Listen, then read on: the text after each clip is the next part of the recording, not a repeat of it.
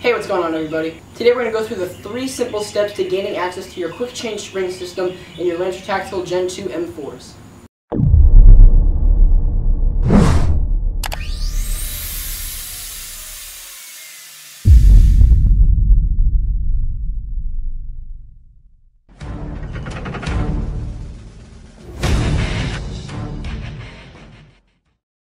So the model that I have in front of me is an LT202 Warlord 18-inch DMR.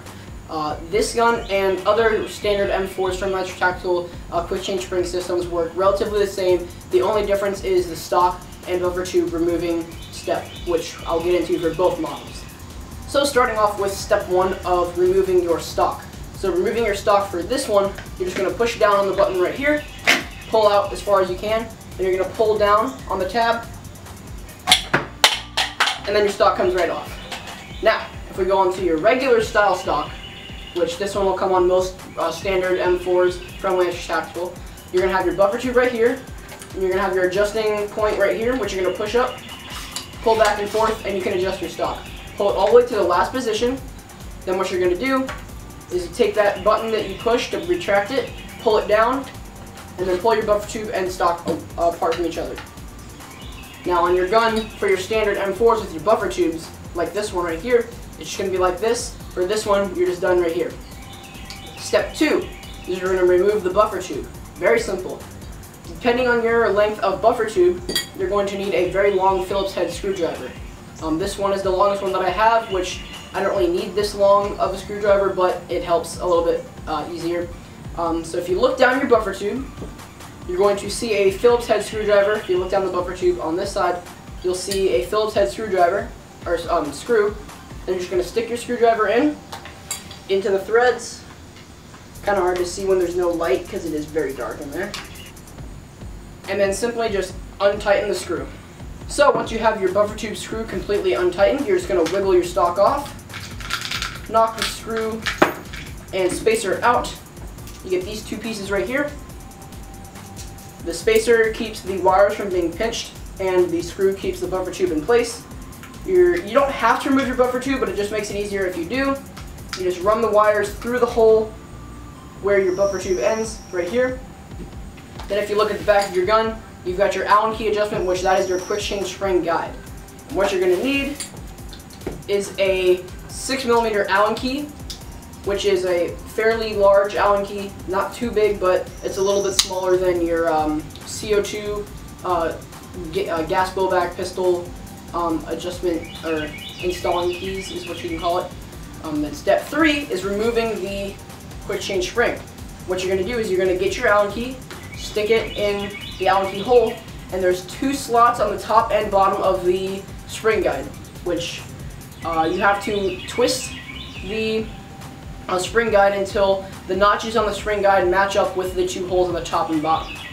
So like so, you're just going to insert your Allen key, push in, twist, and your spring comes right out. Just like so. You've got your spring guide right here, and you've got your stock M120 spring right here, which I believe are M120. I will correct myself on the screen if I am wrong. So basically that is it. You just get your spring guide right here. If you're going to change it to a different style of spring, with like a longer spring, a stronger spring, there's going to be some coils most likely on the back of the spring, or they're tight coils. You're going to make sure that that part goes in the back, like this. If the coils are on this side, you're going to put the spring guide in on that side. If they're on that side, you make sure tight coils in the back, not in the front.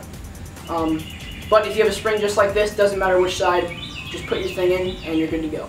Alright, now it is the easiest part, or kind of a little bit of a tricky part, is sticking it back in and tightening it. So what you're going to do is you're going to just simply put it back in, get your Allen key again, line it up with the holes, make sure the 2 notches on the top and bottom line up, push in and twist, and then make sure that it is flush and make sure it's not at an angle. Alright, and as you can see with mine right here, it is not at an angle, it is perfectly straight. Then what we can do is a little bit of a tricky part, in my opinion. Put your wires back through your buffer tube, and then put your buffer tube back on. And then what I find will be a little bit easier to putting your buffer tube back on, so I'm going to remove it from my stand here, and I'm going to set it down like this, so I can drop the screw in instead of doing it at an angle. So it just lands right into the bottom of the buffer tube.